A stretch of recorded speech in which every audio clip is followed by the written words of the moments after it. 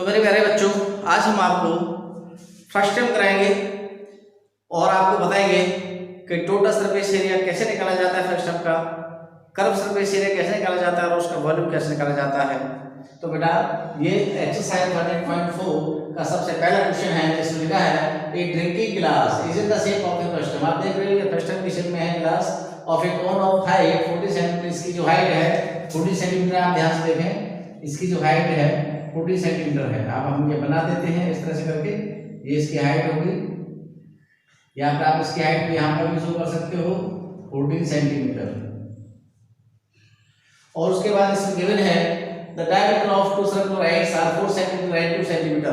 4 centimetre आपका ये बड़ा वाला हो जाएगा, यानी कि यहाँ से लेकर के यहाँ तक आपका ये 4 सेंटीमीटर का हो जाएगा। तो आप समझ में आ रहा होगा, ये आपका 4 सेंटीमीटर है तो ये आपका 2 सेंटीमीटर होगा। इसके हम R1 मानते हैं, क्योंकि हमने आपको बता रखा था कि जो सर्कुलर पार्ट जो बड़ा होता है, जो बेस बड़ा होता है, हम उसके रेडियस को R1 लेते हैं, जो बेस छोटा होता है हम उसके रेडियस को R2 लेते हैं। और यहाँ पर जो दे रखा है डायमीटर, ये आपका 2 सेंटीमीटर गिवन है, इसलिए हम इसको R2 मानेंगे जो कम है। तो ये आपकी समझ में आ गया होगा। और R2 आपका हो जाएगा 1 सेंटीमीटर और R1 हो जाएगा आपका 2 सेंटीमीटर। तो ये आपने समझ लिया होगा। हाइट इसके 40 सेंटीमीटर रखे, तो मैंने इसे गिवन कर दिया है। Diameter of upper circular ends 4 centimetre, तो रेडियस हो जाएगा इसका 2 सेंटीमीटर, रेडियस R1 मानेंगे। Diameter of lower circular ends यानी 2 सेंटीमीटर हो जाएगा, इसलिए हम इसके R1 को 1 सेंटीमीटर कर लेंगे। और the height of glass H 40 centimetre given है। The capacity of the glass यानी फर्स्ट टर्म की कैपेसिटी निकालनी है, जो वॉल्यूम ऑफ फर्स्ट टर्म के इक्वल होगी। तो बेटा मैंने आपको बताया था, आप डायरेक्ट फॉर्मूला लगाएंगे, वैल्यू पुट करेंगे, आंसर आपका आ जाएगा। तो इस तरह से हम यहाँ पर लेंगे 1/3 pi R1 square plus R2 square plus R1 R2 multiply H हो जाएगा 1/3। पाई की वैल्यू आपको 22/7 लेनी है। R1 की वैल्यू आपके पास 2 है, तो 2 का स्क्वायर हो जाएगा प्लस 1 का स्क्वायर प्लस 2 × 1 मल्टीप्लाई 14 हो जाएगा। बेटा इसको करेंगे 1/3 मल्टीप्लाई 22/7 मल्टीप्लाई यहाँ पर हो जाएगा 4, यहाँ पर हो जाएगा 1 प्लस 2 और मल्टीप्लाई 14 हो जाएगा। बेटा इसे आगे देखिए 1/3 मल्टीप्लाई 22/7 मल्टीप्लाई इन तीनों को प्लस करेंगे 4 और 2 6 और 1 7 मल्टीप्लाई 14। बेटा 7 से 7 कट हो जाएगा और फिर वहाँ करेंगे 1/3 मल्टीप्लाई 22 मल्टीप्लाई 14। और जब हम इन 22 का और 14 का मल्टीप्लाई करेंगे तो आपका आ जाएगा 308/3। अब चाहो तो 308 में 3 से डिवाइड कर सकते हो। जब आप डिवाइड करेंगे तो आपका ये डिवाइड होकर के आएगा 102 and 2/3 सेंटीमीटर क्यूब। ये आपका आंसर आ जाएगा। और बेटा बढ़ते हैं क्वेश्चन नंबर 2 की तरफ। क्वेश्चन नंबर 2 में क्या है पढ़ लेते हैं। The set height of a frustum of a cone is 4 centimetre and the perimeter यानी सर्कमफ्रेंस होते हैं, पेरीमीटर को सर्कमफ्रेंस कहते हैं, of a circular ends are 18 centimetre and 6 centimetre. Find the curve surface area of the frustum. तो आपको curve surface area of the frustum आपको पता है, जिसके लिए हमें R1 R2 और L चाहिए। L हमें पता है गिवन है। Set height of frustum 4 centimetre दे रखा है। सर्कमफ्रेंस ऑफ लोअर बेस में इसके लिए कह रहा हूं। मैंने आपको बताया था हमेशा जिसका बेस बड़ा होता है उसे R1 माना करो, जिसका बेस छोटा हो तो उसे R2 माना करो। अब हम क्या करेंगे, इसको R1 मानेंगे, इस पार्ट को हम यहाँ से यहाँ तक R1 मानेंगे और इसको हम यहाँ से यहाँ तक R2 मानेंगे। ये तो आपकी हाइट रहेगी। यहाँ पर जो स्लैब हाइट है वो L 4 सेंटीमीटर गिवन है ऑलरेडी। H से हमें कोई मतलब नहीं है यहाँ पर, ठीक है बेटा।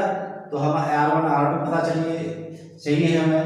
तो देखिए सर्कमफ्रेंस होता है 2 पाई R1 18 सेंटीमीटर, इस वजह से R1 हो जाएगा 18/2 पाई यानी कि 9/पाई सेंटीमीटर। इसी तरह से सर्कमफ्रेंस ऑफ अपर बेस दे रखा है, तो इसे 2 पाई R2 6 और R2 यहाँ पर हो जाएगा 6/2 पाई, 2 से कट जाएगा ये हो जाएगा 3/पाई सेंटीमीटर। हमें निकालना है curve surface area. Curve surface area of a frustum, formula आपके पास पता ही है, पाई R1 + R2 × L होता है।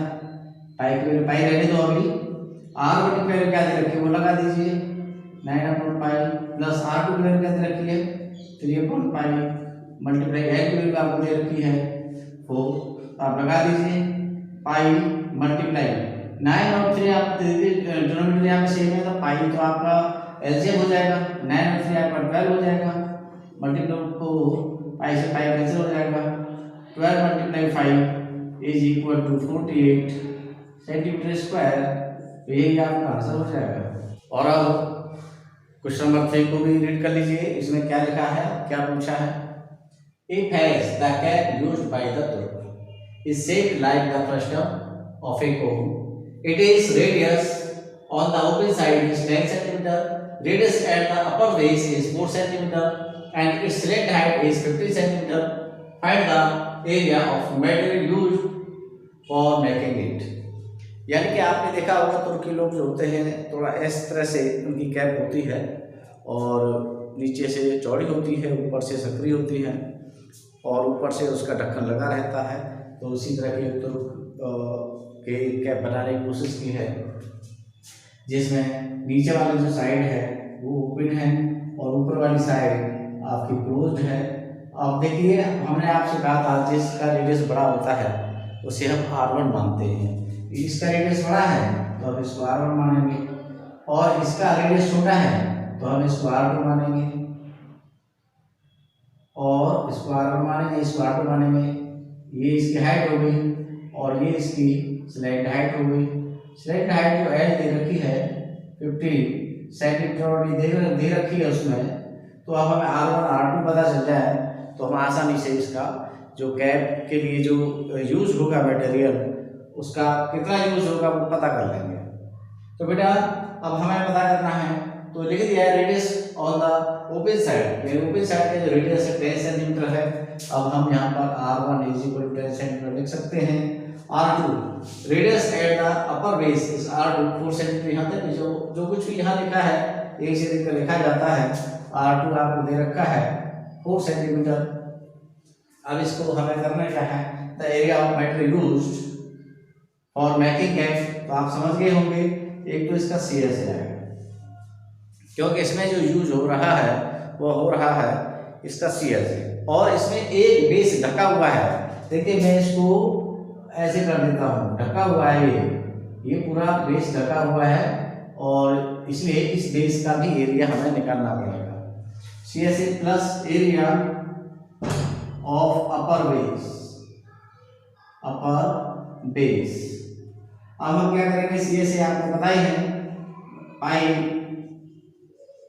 R1 + R2L प्लस अपर बेस का, जो अपर बेस में R2 लिया गया है इसलिए पाई R2² यहाँ पे लिख देंगे।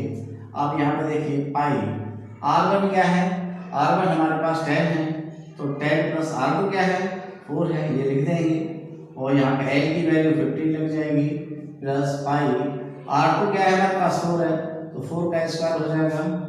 अब देखिए पाई यहाँ पर रहेगा, इन दोनों को प्लस करेंगे 14 हो जाएगा मल्टीप्लाई 15 हो जाएगा प्लस पाई मल्टीप्लाई ये 16 हो जाएगा। जब हम इन दोनों का मल्टीप्लाई करेंगे तो ये हो जाएगा 15 4 जा 60 होता है 15 और 1 6 210 पाई प्लस 16 पाई। अब आप देख लीजिए इन दोनों को प्लस कर दीजिए 210 और 16 226 पाई सेंटीमीटर स्क्वायर हो जाएगा। अगर आप पाई की वैल्यू लगाना चाहते हैं तो 226 मल्टीप्लाई 22/7 सेंटीमीटर स्क्वायर हो जाएगा, तो 4972/7 सेंटीमीटर स्क्वायर हो जाएगा, जिसे हम लिख सकते हैं 710 and 2/7 सेंटीमीटर स्क्वायर आंसर। और बेटा आप स्टार्ट करते हैं आपका क्वेश्चन नंबर 4। क्वेश्चन नंबर 4 में क्या है आपको ये समझना होगा।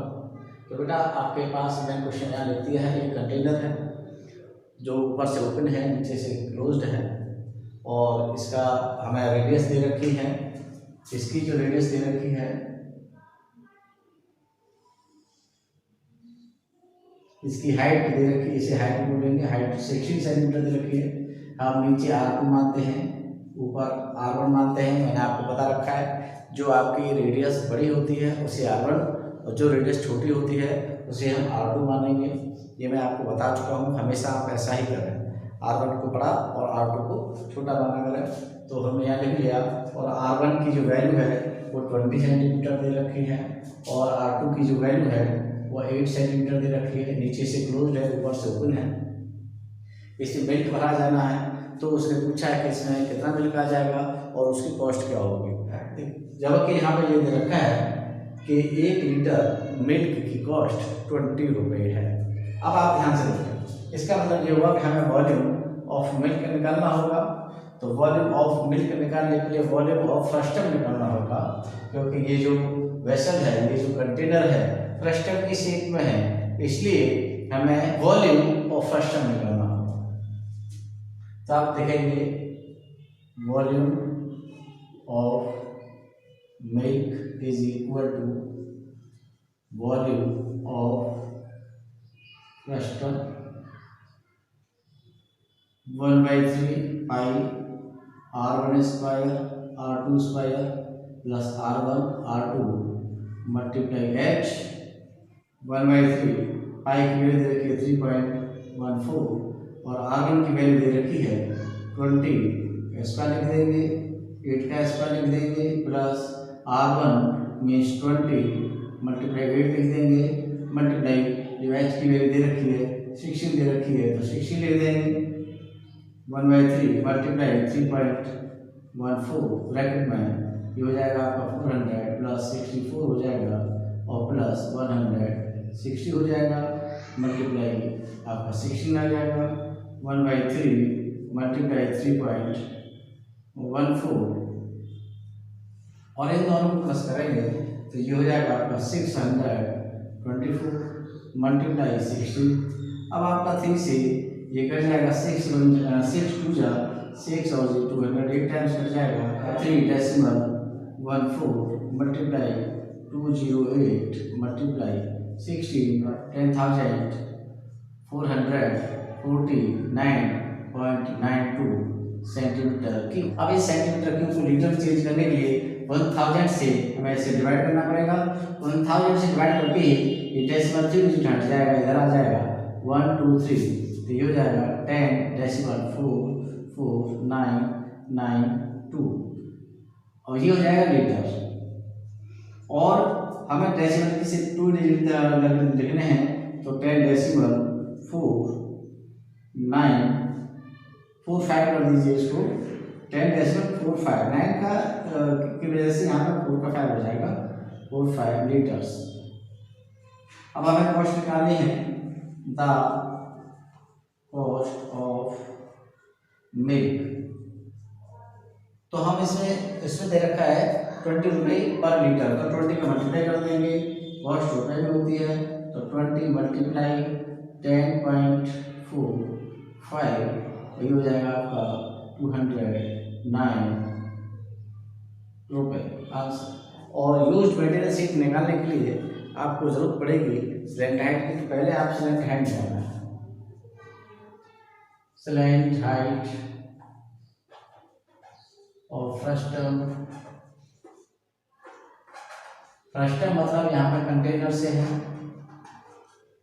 तो ये L is equal to H square plus R1 minus R2 का whole square. L is equal to H यहाँ पर 16 है तो 16 का स्क्वायर हो जाएगा प्लस R1 20 माइनस 8 का होल स्क्वायर हो जाएगा, और L इज इक्वल हो जाएगा 16 का स्क्वायर 256 होता है, प्लस ये 12 का बचेगा स्क्वायर, तो ये हो जाएगा आपका L 256 प्लस 144, इन दोनों प्लस करेंगे तो प्लस करके आएगा, यहाँ से 6 और 4 होता है आपका 10, 5 और 4 होता है 9, 10, 2, 3, 4, ये 400 आ जाएगा और एल की वैल्यू हो जाएगी आपकी 20 सेंटीमीटर। अब आपके पास लेंथ हाइट पता चल गया है तो आप निकाल सकते हो the required material sheet to make container, formula क्या हो जाएगा, CSA प्लस, देखिए ये वाला बेस है, ये जो क्लोज बेस है उसको ले लेंगे, तो close area of close base.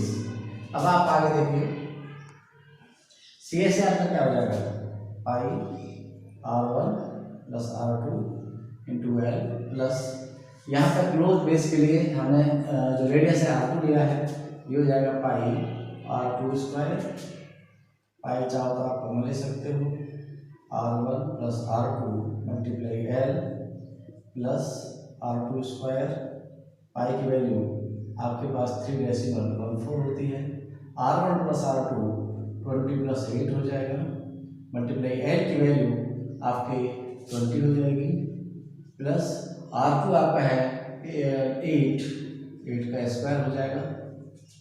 अब आप 3.14 मल्टीप्लाई 20 प्लस 8 28 प्लस 20 प्लस 64, इसको भी सॉल्व करेंगे 3.14 ब्रैकेट में 560 प्लस 64 और 3.14, इन दोनों को प्लस करेंगे तो 624, ये हो जाएगा आपका 1959.36 मल्टीप्लाई 8/100 हो जाएगा, और ये रुपए में आंसर आ जाएगा।